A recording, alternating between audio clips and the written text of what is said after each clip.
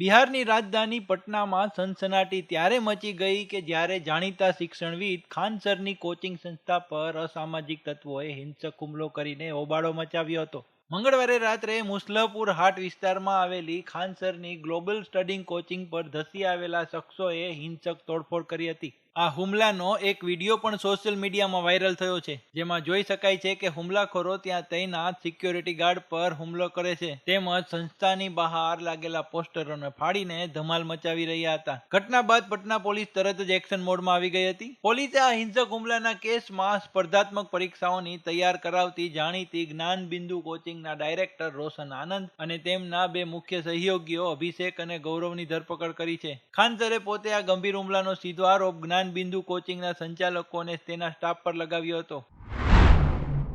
बगल की कोचिंग वाला है, सबको पता है कौन हो सकता है. हाँ, वो बयान भी दिया है, कहा कि खान सर का कोचिंग 2 दिन में उड़ा देंगे. तो इतनी क्या ऐसी है कि मतलब गोली चला जाए? बात बस एक चीज है कि इतना रिजल्ट इतने कम फीस में क्यों हो रहा है. હુમલાની જાણ થતાં જ ખાન સરના સમર્થનમાં હજારોની સંખ્યામાં વિદ્યાર્થીઓ કોચિંગ સેન્ટરની બહાર જમા થઈ ગયા હતા.